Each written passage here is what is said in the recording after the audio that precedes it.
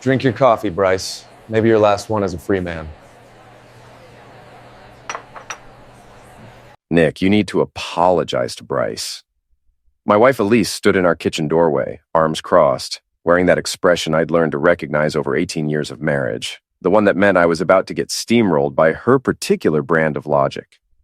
I looked up from my coffee and the morning paper, already feeling my blood pressure tick upward. I need to what now? You embarrassed him at the barbecue yesterday, in front of everyone. She stepped into the kitchen, her heels clicking against the linoleum. Even at 8 in the morning, Elise was dressed for her job as an HR manager. Crisp white blouse, navy skirt, every blonde hair in place. You made a scene. I set down my mug harder than necessary. I made a scene? Your college buddy had his hands all over you while you were getting drinks. What was I supposed to do, offer him a napkin? It wasn't like that, and you know it. Bryce was just being friendly. He's been our friend for 15 years, Nick. He and Janelle are practically family. Friendly. Right. I'd seen the way Bryce Landon looked at my wife, the way he found excuses to touch her arm during conversations, the way he always seemed to position himself next to her in group photos. But apparently pointing that out made me the bad guy. Look, I'm not apologizing for telling another man to keep his hands off my wife. That's not happening. Elise's face hardened. This is exactly why we're having problems, Nick. You're paranoid and jealous, and it's affecting our friendships. Nina and Carla think you're being ridiculous, too. Of course they did. Nina and Carla, Elise's work friends, had never liked me. They thought Elise had married beneath her when she chose a contractor over some corporate executive. They'd been whispering poison in her ear for years. I don't care what your friends think, I said, standing up. At 6'2", I still had a few inches on Elise, but she never seemed intimidated. And I'm not apologizing to Bryce for defending my marriage. Fine. She grabbed her purse from the counter. Then I'll handle it myself.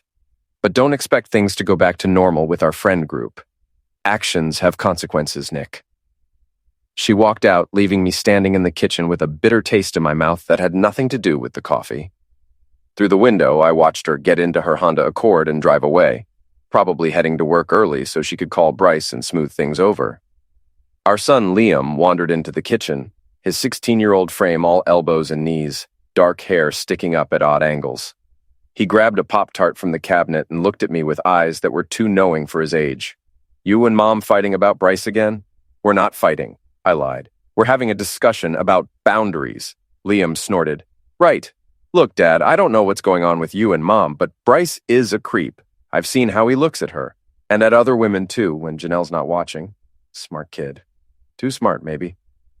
I ruffled his hair as he headed toward the door, backpack slung over one shoulder. Have a good day at school, Liam. You too, Dad. Try not to apologize to any scumbags today. After he left, I sat back down and stared at my reflection in the black surface of my coffee. At 42, I was still in decent shape from construction work, but I could see the lines around my eyes, the gray creeping into my brown hair. When had I started looking so tired?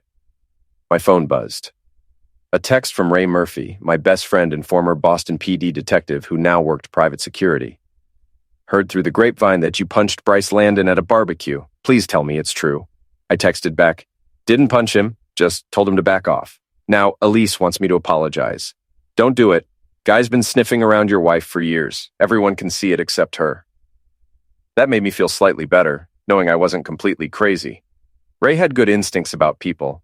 It came from 20 years of dealing with Boston's finest criminals and politicians, though he claimed there wasn't much difference between the two. I was still thinking about the situation when my phone rang 3 hours later. I was on a job site in Somerville installing crown molding in a Victorian that some tech executive was renovating when Elise's name appeared on the screen. Nick, I need you to come to Bryce and Janelle's house tonight, 7 o'clock. Why? Because I arranged for you to apologize properly in person. It's the least you can do after yesterday. I nearly dropped my nail tool. You arranged what? Dinner, just the four of us. You're going to apologize to Bryce, and then we're all going to move past this like adults. Elise, I already told you. Be there at 7, Nick. Don't make this harder than it needs to be.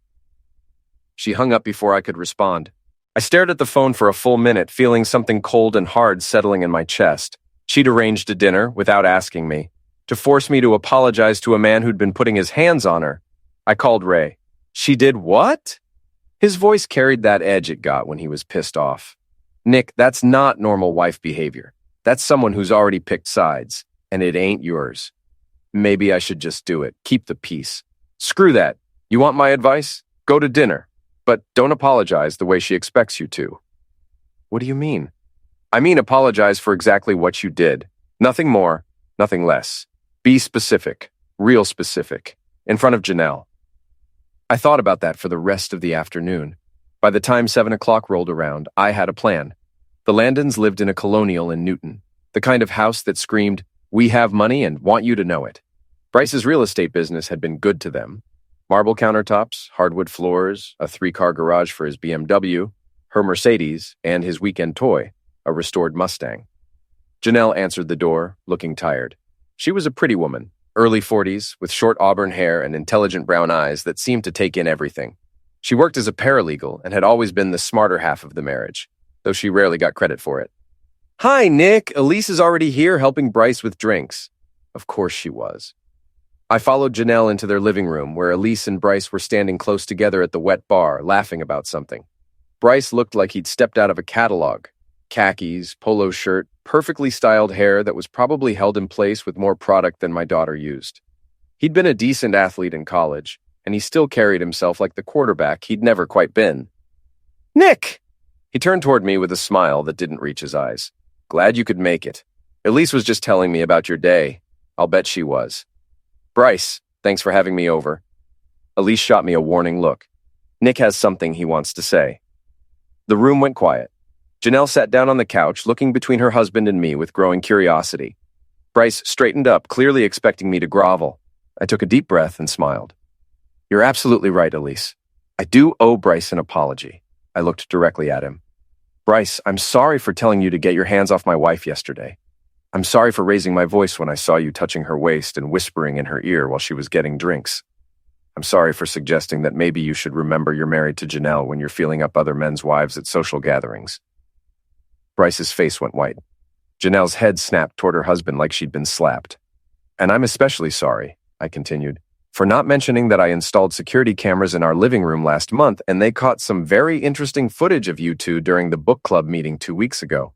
You know, the one where you thought you were alone because everyone else was in the kitchen." The silence that followed was deafening. Elise looked like she'd been hit by a truck. Bryce's mouth opened and closed without making any sound. But it was Janelle who broke the quiet, her voice deadly calm. "What footage, Nick?" I pulled out my phone and held it up. "The kind that shows your husband kissing my wife, and her kissing him back." Janelle stood up slowly, her face transforming from confusion to fury. "You son of a witch," she said, but she was looking at Bryce, not me. "You lying, cheating son of a witch." "Janelle, wait." Bryce started toward her, but she held up a hand. Just don't." She turned to Elise, who was standing frozen by the bar. "And you, in my house, pretending to be my friend while you screw my husband." "It's not what it looks like," Elise said weakly. "It's exactly what it looks like." Janelle's voice was getting louder. "How long?" Nobody answered. "How long?" she screamed. 6 months, Elise whispered. Janelle laughed, but there was no humor in it. 6 months. 6 months of dinners and parties and girls' nights, and you've been screwing my husband the whole time. She walked to the front door and opened it wide. "Get out, both of you. Get out of my house right now." Bryce tried one more time. "Janelle, we can work through this. We can work through nothing. I want you gone by tomorrow night, and I want a divorce." Elise grabbed her purse and headed for the door, not looking at anyone. Bryce followed her, pausing only to glare at me. "You're dead, O'Hara. You hear me? Dead." I smiled at him. "Get in line, Bryce. Right behind your marriage, your reputation, and your bank account when Janelle's done with you." After they left, Janelle slumped against the doorframe, suddenly looking exhausted. "I'm sorry, Janelle. You deserve to know." She nodded without looking at me. "Yeah, I did. Thanks for telling me, Nick. Even if it was in the worst possible way. Are you going to be okay?" "No, but I will be eventually." She straightened up. "You should probably go home and figure out what you're going to do about your wife." I drove home through the quiet Newton streets, feeling something that might have been satisfaction if it weren't mixed with so much anger. I'd apologized, all right? Just not the way anyone expected. When I got home, all the lights were off. Elise's car wasn't in the driveway. I found a note on the kitchen table. "Gone to Nina's. Don't wait up." I crumpled up the note and threw it in the trash. Then I opened a beer and sat in my living room, looking at the security camera I'd installed after noticing Elise acting strange. The camera that had captured everything. My phone buzzed with a text from an unknown number. "You think you're smart? You just made the biggest mistake of your life." I deleted the message and finished my beer. Tomorrow was going to be interesting. 3 days passed without a word from Elise. She was staying at Nina's apartment in Cambridge, according to Liam, who'd gotten the information from his sister, Maddie. Maddie was 13 and still young enough to believe her mother's version of events, that Daddy had embarrassed Mommy and now they needed some time apart. I didn't correct her, not yet. I was finishing up a bathroom renovation in Brookline when my phone rang. Ray's name appeared on the screen. "You need to watch your back," he said without preamble. "I've been asking around about your boy Bryce. He's got connections to some unsavory people through his real estate deals. Money laundering, probably. The kind of guys who solve problems with their fists." "You think he'd actually do something?" "I think a man who's about to lose his wife, his house, and his business might do something stupid. Just be careful, Nick. Vary your routine, watch your mirrors, that kind of thing."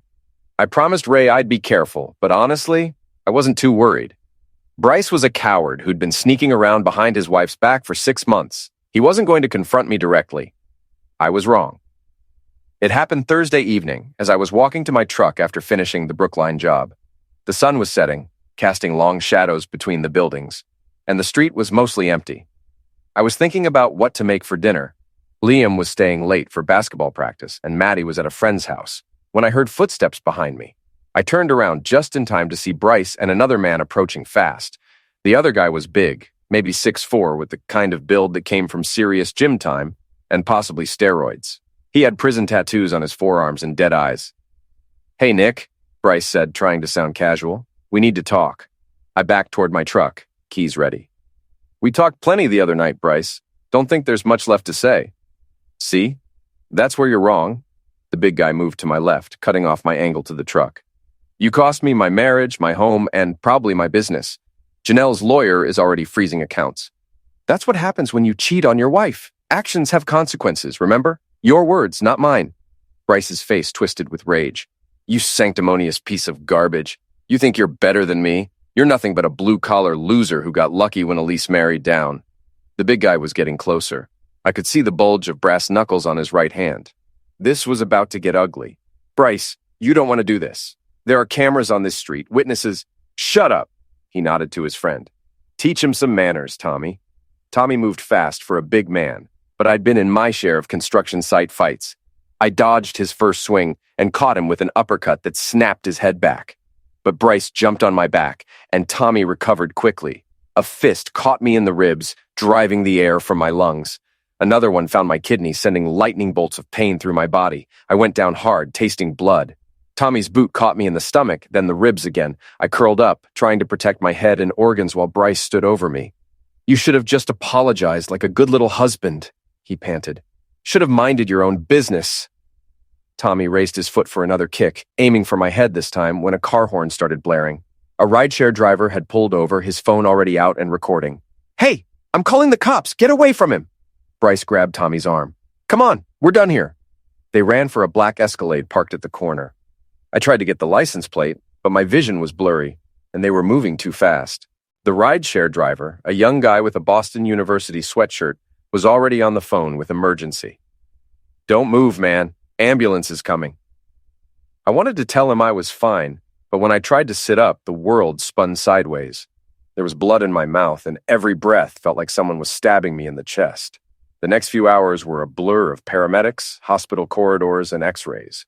3 cracked ribs, a mild concussion, and enough bruises to make me look like I'd been hit by a truck. The doctor, a tired-looking woman in her 50s, told me I was lucky.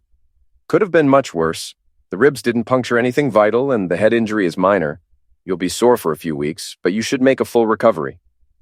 The police took my statement while I was still in the emergency room. I told them everything, the affair, the confrontation at dinner, Bryce's threats. They said they'd look into it, but without clear identification of the attackers or the license plate, it would be difficult to prove anything. "Your word against his," the detective explained. "And if he's got an alibi for tonight, we're stuck." I called Liam from my hospital bed. He was home from basketball practice, wondering where I was. "Dad, what happened? You sound weird." I'm in the hospital, son. Nothing life-threatening, but I got jumped tonight. I need you to call your grandfather and ask him to come stay with you and Maddie tonight." "Jumped?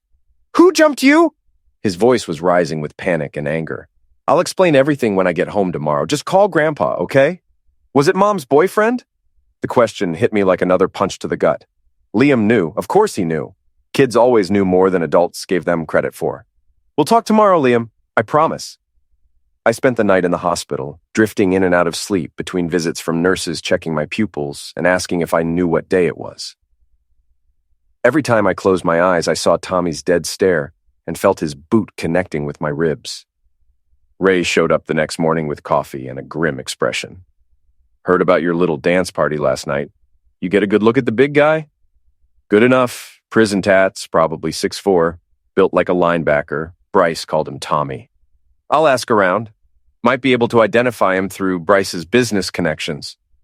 Ray sat down in the visitor's chair, looking older than his 53 years.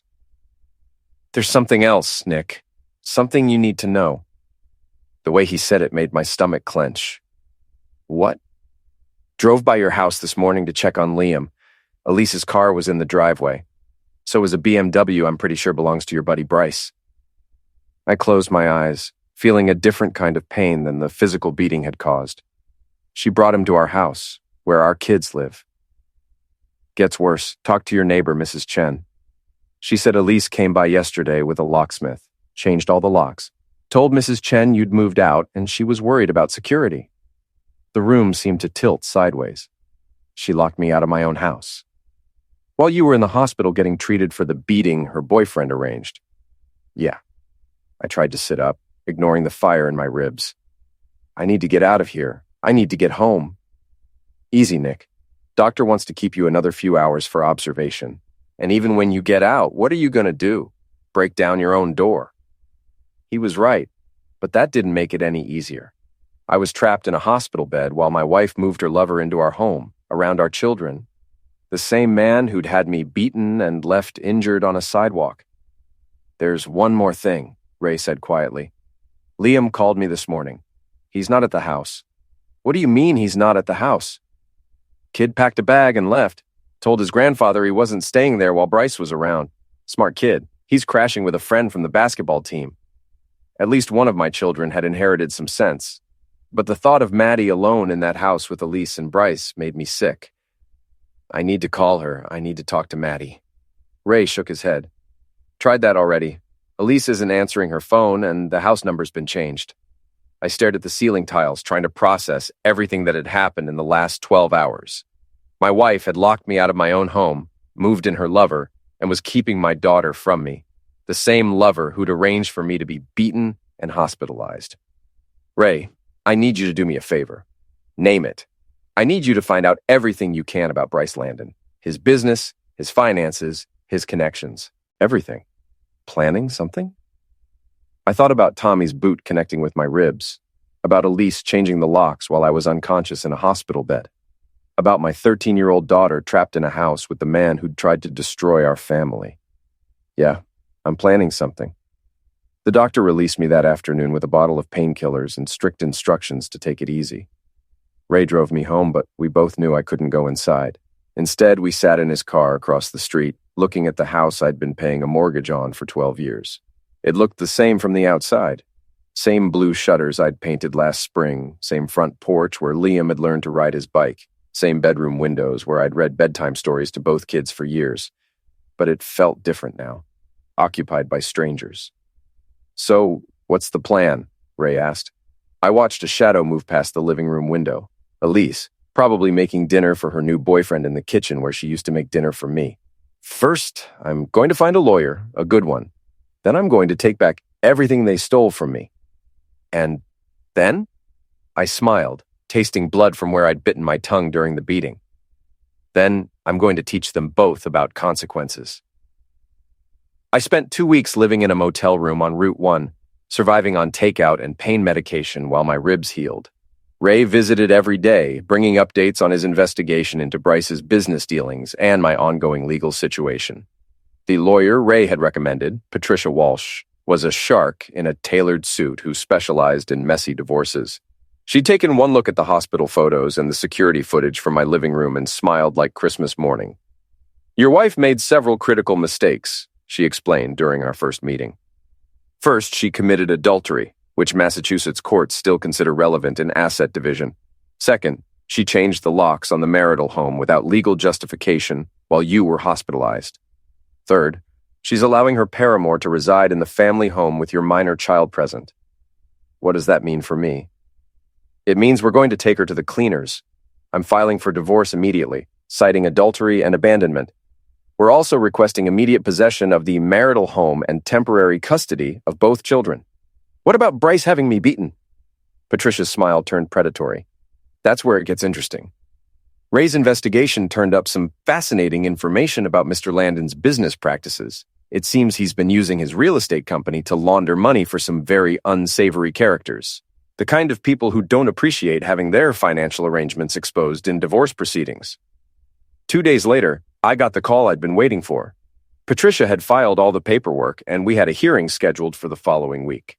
More importantly, she'd served Elise with divorce papers at her office, in front of her coworkers and supervisors. "How did she take it?" I asked. "About as well as you'd expect. She tried to claim you'd abandoned the family home voluntarily. Unfortunately for her, I had copies of your hospital records and the police report from your assault." The hearing was held in Suffolk County Family Court, a grim building that smelled like disinfectant and broken dreams. Elise showed up with a lawyer who looked like he'd been pulled from the yellow pages, while Bryce sat in the gallery trying to look supportive. Judge Margaret Sullivan was a no-nonsense woman in her 60s who'd clearly seen every variation of marital warfare. She reviewed our filings with the expression of someone examining a particularly unpleasant insect. "Mrs. O'Hara," she said finally, "you changed the locks on the marital home while your husband was hospitalized?" Elise's lawyer stood up. "Your Honor, my client was concerned about security after her husband's violent outburst." "Violent outburst?" Judge Sullivan interrupted.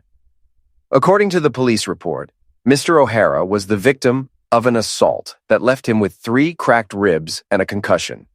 Are you suggesting he beat himself up?" "Of course not, Your Honor. But the circumstances leading to that assault—" "The circumstances," Patricia interjected, standing up, "were that Mr. O'Hara discovered his wife's 6-month affair and exposed it to the other betrayed spouse. Hardly grounds for changing locks on the marital home." Judge Sullivan looked at Elise directly. "Mrs. O'Hara, is it true that you've been engaged in an extramarital relationship?" Elise's face was red, but she lifted her chin defiantly. "My marriage has been over for years, Your Honor. Nick is controlling and paranoid. That's not what I asked. Have you been engaged in an extramarital relationship?" A long pause. "Yes." "And is the other party to this relationship currently residing in the marital home with you and your minor daughter?" Another pause. "Yes." Judge Sullivan made a note on her legal pad.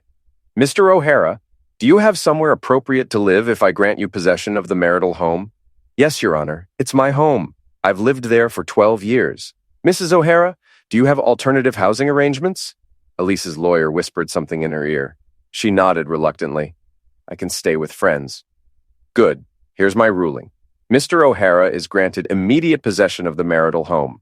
Mrs. O'Hara has 48 hours to remove her personal belongings and any guests who may be residing there. Temporary custody of both minor children is granted to Mr. O'Hara, with supervised visitation for Mrs. O'Hara pending further hearings." The gavel came down with a satisfying crack. Elise looked like she'd been slapped, while Bryce had gone pale in the gallery. Patricia was practically glowing. "There's more," she whispered to me as we left the courtroom. "I filed a restraining order against Mr. Landon this morning. He's not allowed within 500 feet of you or your property." "What about the assault charges?" "Still working on that. But Ray's investigation has been very helpful. It seems Mr. Landon's business partner has some interesting connections to organized crime. The FBI is very interested in their real estate transactions." I felt something I hadn't experienced in weeks: hope. That afternoon, I drove to my house for the first time since the beating. Ray came with me just in case Bryce decided to cause trouble. But when we pulled into the driveway, only Elise's car was there. She answered the door looking haggard, her usually perfect appearance disheveled. Behind her, I could see cardboard boxes stacked in the living room. "The locks have been changed back," she said without looking at me. Your key should work. Where's Maddie? Upstairs packing. She's upset. I imagine she is. Finding out her mother's been lying to her for 6 months tends to have that effect. Elise's face crumpled. Nick, please, can't we work this out? For the kids? You should have thought about the kids before you brought your boyfriend into their home. He never stayed here when they were around. He stayed here Tuesday night. Liam told me. Maddie heard you two in our bedroom. The color drained from her face. She didn't say anything. What was she supposed to say? Thanks for traumatizing me, Mom. I pushed past her into the house that felt both familiar and foreign. Everything looked the same, but I could sense the changes. Different cologne in the air, a coffee mug I didn't recognize on the counter, the subtle violations of a space that had been invaded. Maddie appeared at the top of the stairs, her face streaked with tears. She was clutching a stuffed animal she hadn't touched in years. Daddy? I climbed the stairs, ignoring the protest from my still healing ribs, and wrapped her in a hug. She felt so small and fragile. I'm sorry, baby. I'm so sorry you had to go through this. Are you and Mommy getting divorced? I could have lied, could have given her some platitude about working things out, but she deserved the truth. Yeah, we are, but that doesn't change how much I love you, okay? That will never change. She nodded against my chest. Liam said Mommy's boyfriend hurt you. Liam talks too much sometimes. But he did, didn't he? That's why you were in the hospital. I pulled back to look at her face, seeing too much knowledge in her 13-year-old eyes. Yes, he did. But I'm okay now, and he's not allowed to come here anymore. Good. I didn't like him. He was mean to you, and he made Mommy act different. By evening, Elise had finished packing and loaded her car. She stood in the doorway, looking back at the house like she was memorizing it. This isn't over, Nick. I'm going to fight for my children. You should have fought for your marriage instead of throwing it away for a cheap thrill with your college boyfriend. She flinched, like I'd hit her. You don't understand. I understand perfectly. You got bored, you got selfish, and you decided to blow up our family for a man who had me beaten and left hurt on the street. Bryce didn't. Bryce absolutely did. And if you can't see that, you're even more lost than I thought. After she left, I sat in my living room with Maddie curled up next to me on the couch, watching a movie neither of us was really paying attention to. Liam had come home an hour earlier, grinning when he saw me in the kitchen. So we won? He'd asked. We got our house back. That's a start. Now, with both kids finally asleep in their own beds, I allowed myself to feel the satisfaction of the day's victory. But it was tempered by the knowledge that this was just the beginning. Bryce and Elise weren't going to give up easily, and I had no illusions about the battles ahead. My phone buzzed with a text from an unknown number. Enjoy it while it lasts. I deleted the message and checked the locks on all the doors. Tomorrow, I was installing a new security system. And maybe it was time to have another conversation with Ray about his investigation into Bryce's business dealings. Some people learned from consequences. Others needed to be taught more directly. I was looking forward to being a teacher. The next few weeks settled into an uneasy routine. Maddie adjusted to having me home again, though she still had nightmares about the divorce. Liam threw himself into basketball with the intensity of someone trying to outrun his family's problems. And I threw myself into making Bryce Landon's life as miserable as he'd made mine. Ray's investigation had turned up a goldmine of information. Bryce's real estate company, Landon Properties, had been involved in several suspicious transactions over the past 2 years. Properties purchased with cash, held for exactly 90 days, then sold at a loss to shell companies. Classic money laundering. The FBI's been watching him for months, Ray explained over coffee at a diner in Medford. They just needed someone to give them probable cause for a deeper investigation. Someone like a bitter ex-husband with hospital records and security footage? Someone exactly like that. I may have mentioned your situation to a friend who works white-collar crime. Purely coincidentally, of course. I smiled. Ray had always been good at finding creative solutions to problems. What about Tommy, the guy who worked me over? Tommy Castellano. Small-time muscle with a record going back to juvenile hall. Assault, battery, extortion. He's been doing odd jobs for Bryce's business partners for about a year. Think he'll flip if the FBI comes knocking? Tommy's not smart enough to be loyal. He'll give up his own mother for a reduced sentence. That afternoon, I decided to test Bryce's nerve. I knew he'd been staying at a corporate apartment complex in Burlington, the kind of place that catered to divorced executives and traveling businessmen. Ray had given me the address, along with Bryce's daily routine. Every day at 5:30 p.m., Bryce stopped at a Starbucks on his way home from the office. He ordered the same drink, Venti Pike Place, black, and sat at the same table by the window, scrolling through his phone while he drank it. I walked into the Starbucks at 5:35 and got in line behind him. He was so focused on his phone that he didn't notice me until I spoke. Venti Pike Place, black, I told the barista. Same as my friend here. Bryce spun around, his face going white when he saw me. What are you doing here? Getting coffee. It's a free country, Bryce. At least until you and your business partners get indicted. He grabbed his drink and headed for his usual table, but I followed him, sitting down across from him like we were old friends. You need to stay away from me, he said, his voice shaking slightly. I have a restraining order. No, you don't. I have a restraining order against you. You're the one who's supposed to stay away from me. But here we are, sharing coffee like civilized people. Bryce looked around the crowded Starbucks, clearly uncomfortable. What do you want? I want to know how it feels to lose everything. Your wife, your house, your business. Must be eating you alive. His face flushed red. You don't know what you're talking about. I know Janelle took you for half of everything in the divorce. I know the FBI is looking into your business dealings. I know Tommy Castellano is the kind of guy who'll sell you out for a candy bar and a reduced sentence. Bryce's hand was shaking as he lifted his coffee cup. You can't prove anything. I don't have to prove anything. The FBI will do that for me. I just have to sit back and watch you destroy yourself. I stood up, leaving my untouched coffee on the table. Enjoy your drink, Bryce. Might be the last one you have as a free man. As I walked away, I could feel his eyes boring into my back. But I also noticed something else. The way other customers had been glancing at our table. The way conversations had quieted when I mentioned the FBI. Word would get around. In a business that depended on reputation and trust, even the hint of federal investigation could be devastating. 2 days later, Patricia called with good news. Elise's lawyer wants to negotiate a settlement. Apparently, she's having second thoughts about fighting for custody. What changed her mind? Hard to say. Maybe she's realized that her relationship with Mr. Landon isn't as solid as she thought. Or maybe someone explained to her that adultery cases don't play well in family court. What are they offering? Joint custody, but you keep primary residence. She gets visitation every other weekend and one night a week. You keep the house, she keeps her car and her 401k. No alimony. It was more than I'd expected, honestly. What's the catch? No catch that I can see. She wants to finalize everything quickly and quietly, almost like she's in a hurry. That evening, I was helping Maddie with her math homework when Liam burst through the front door, his face flushed with excitement. Dad, you need to see this. He pulled out his phone and showed me a video that was making the rounds on social media.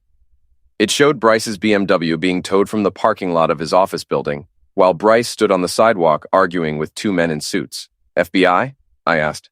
Has to be. Jake's older brother works downtown, says there were federal agents all over Bryce's office building today. They seized computers, files, everything. I felt a warm glow of satisfaction. The dominoes were starting to fall. My phone rang. Ray's name appeared on the screen. You see the news? He asked. Liam just showed me. FBI finally moved? Big time. Arrested 3 people, including Bryce's business partner, seized about $2 million in assets. Your boy Bryce is cooperating with investigators, which means he's probably looking at federal charges too.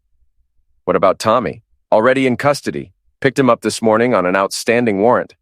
Funny thing about outstanding warrants, they have a way of surfacing when the FBI starts looking into your associates. After I hung up, I found myself thinking about Elise. She'd been conspicuously quiet since the court hearing, and now she wanted to settle quickly and quietly. It didn't take a genius to figure out that she was trying to distance herself from Bryce before his legal troubles became her legal troubles. Smart move, but about 6 months too late. The next morning, I was surprised to find Elise sitting in her car in my driveway when I left for work.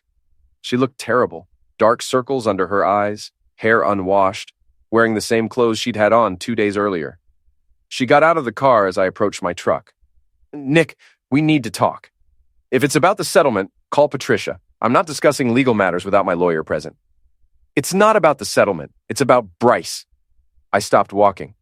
What about him? He's been arrested. Federal charges, money laundering, conspiracy, racketeering, I heard. Shame about that. Her face crumpled. You don't understand. They think I was involved. The FBI came to my office yesterday asking questions about our relationship, about whether I knew about his business dealings. Did you?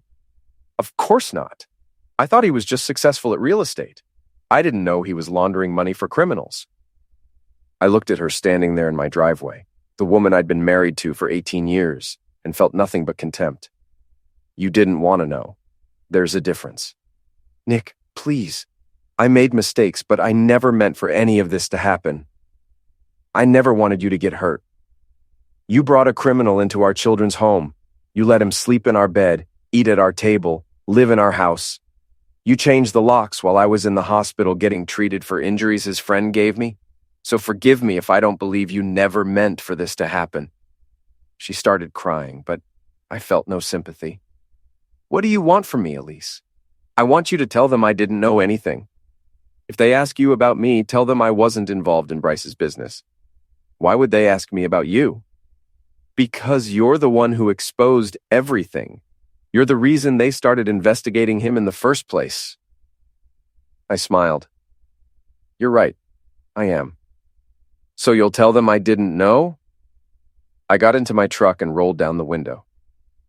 I'll tell them the truth, Elise. Whatever that turns out to be. As I drove away, I could see her in my rearview mirror, standing in the driveway looking lost and desperate. For a moment, I almost felt sorry for her. Almost. That afternoon, I got a call from Special Agent Maria Santos of the FBI's Boston field office. She wanted to meet with me to discuss my knowledge of Bryce Landon's business activities and personal relationships. When would be convenient, Mr. O'Hara? How about right now? I've got a lot to tell you. The meeting lasted 3 hours. I told Agent Santos everything. The affair, the assault, the suspicious cash purchases Ray had uncovered, even my suspicions about Elise's possible knowledge of Bryce's activities. Do you believe your wife was aware of Mr. Landon's criminal enterprises? Agent Santos asked. I thought about Elise's expensive tastes, the designer clothes and jewelry that had appeared over the past year, the weekend trips to New York and Miami that she'd claimed were work conferences. I think my wife chose not to ask questions she didn't want to hear the answers to. Whether that makes her legally complicit is up to you to determine. Agent Santos nodded and made a note in her file. We may need you to testify before a grand jury, Mr. O'Hara. Would you be willing to do that? Absolutely. As I left the FBI field office, I felt lighter than I had in months. Justice was finally being served, and I'd had a front row seat to watch it happen. My phone buzzed with a text from Patricia.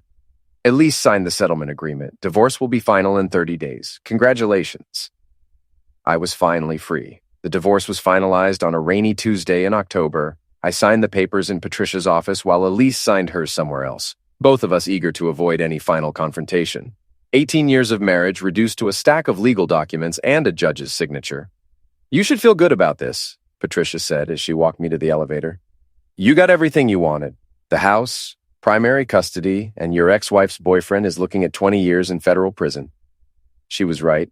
I should have felt good. But mostly I just felt tired. Bryce had been indicted on 14 federal charges related to money laundering and racketeering.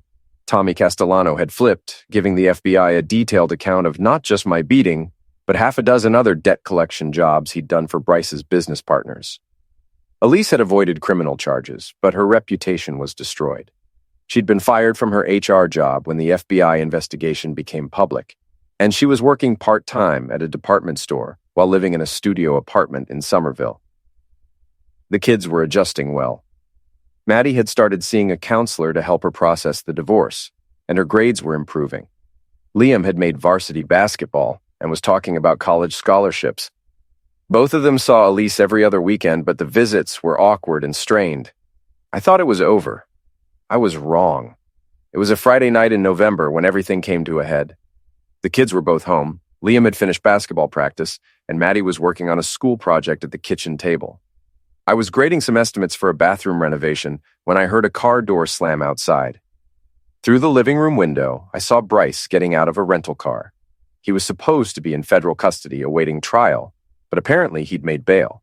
He looked terrible, unshaven, wearing wrinkled clothes, moving with the desperate energy of a man who had nothing left to lose. Liam, take your sister upstairs, I said quietly. Lock yourselves in my bedroom and call Ray. Dad, what's... Now, son, do it now.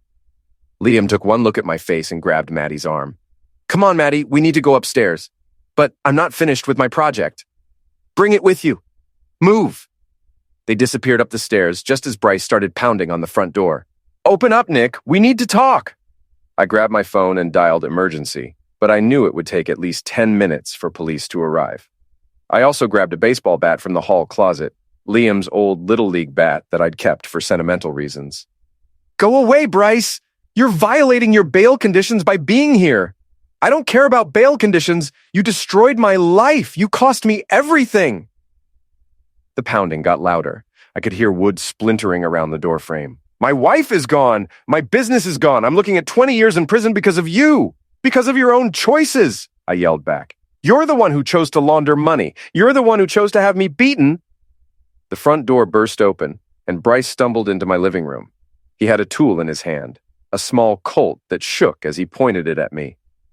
You think you're so smart, he said, his voice slurred. He'd been drinking, which made him even more dangerous. You think you won? Put the tool down, Bryce. This isn't going to solve anything. It'll solve my problem. You're my problem, Nick. Everything was fine until you stuck your nose where it didn't belong. I backed toward the stairs, keeping the baseball bat ready. Everything was fine? You were cheating on your wife and laundering money for criminals? That's not fine. That's stupid. Shut up. He waved the tool wildly. Just shut up with your sanctimonious garbage. You act like you're better than everyone else. But you're nothing. You're a blue-collar nobody who got lucky. Maybe, but I'm a blue-collar nobody who's not going to prison. That pushed him over the edge. He lunged at me, and I swung the bat, catching him in the wrist. The tool went flying, skittering across the hardwood floor toward the kitchen. We both dove for it, but I was closer. I grabbed the Colt and pointed it at him while he lay sprawled on the floor, clutching his wrist. Stay down, Bryce. Don't make this worse than it already is. He looked up at me with pure hatred in his eyes. Go ahead. Shoot me. It'll be the first honest thing you've done. I'm not going to shoot you. I'm going to let the police arrest you for breaking and entering, violating bail conditions, and threatening my family with a deadly tool. You're going to prison for a very long time. Sirens were getting closer. Ray must have called it in too, because I could hear multiple units approaching. Bryce started laughing, a sound with no humor in it. You think you've won, but you haven't. Elise will never forgive you for destroying her life. Your kids will grow up knowing their father is a vindictive bastard who couldn't let go of a grudge. My kids will grow up knowing their father protected them from a criminal who threatened their family. The police burst through the broken front door, tools drawn. Drop your tool, hands in the air. I carefully placed the Colt on the floor and raised my hands. I'm the homeowner! The intruder is on the floor! It took a few minutes to sort everything out, but the responding officers recognized Bryce's name from the federal case. They arrested him on multiple charges while paramedics checked his wrist. Sprained, not broken, unfortunately. As they led him away in handcuffs, Bryce looked back at me one last time. This isn't over. Yeah, it is, I said. It's been over for months. You just didn't know it yet. After the police left and Ray arrived to help me board up the broken door, I sat with my kids in the living room, all of us still shaking from the adrenaline. Is he going to come back? Maddie asked. No, baby. He's going to prison for a very long time. He can't hurt us anymore. Liam was quiet for a long moment before speaking. Dad, why did Mom pick him over us? It was the question I'd been dreading, the one I didn't have a good answer for. I don't know, son. Sometimes people make choices that don't make sense to anyone else. Sometimes they choose what they want over what they need. Do you think she regrets it? I thought about Elise working retail for minimum wage, living alone in a studio apartment, seeing her children every other weekend. I thought about the FBI investigation that had exposed every detail of her affair, the whispered conversations that followed her everywhere she went. Yeah, I think she regrets it, but regret doesn't undo the damage. 3 months later, Bryce Landon was sentenced to 18 years in federal prison. Tommy Castellano got 5 years in exchange for his testimony. The money laundering ring was completely dismantled, with assets seized and bank accounts frozen. Elise came to Liam's basketball game that night, sitting alone in the bleachers while I sat with the other parents. She looked older, worn down by the consequences of her choices. When the game ended, she approached me in the parking lot. Nick, don't, I said. Whatever you're going to say, don't. It's too late for apologies. I know I can't undo what I did, but I want you to know that I never meant for any of this to happen. I never wanted you to get hurt. I looked at her for a long moment. This woman I'd loved for 18 years, who'd thrown away our family for a man who'd tried to destroy us all. The thing is, Elise, I don't think you cared enough to think about whether I'd get hurt. You just wanted what you wanted, and you took it. She started to cry, but I felt nothing.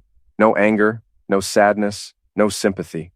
Just emptiness where all those emotions used to be. Take care of yourself, I said, and walked away. As I drove home with my kids, I realized that Bryce had been wrong about one thing. I had won. Not because I destroyed his life or sent him to prison, but because I'd protected my family and built something better from the wreckage of my marriage. The house was quiet when we got home. I'd had the front door replaced with something more secure, and Ray had helped me install a new security system. But more than that, it felt like home again, like a place where my children were safe and loved. Liam went upstairs to do homework, and Maddie settled in to watch a movie.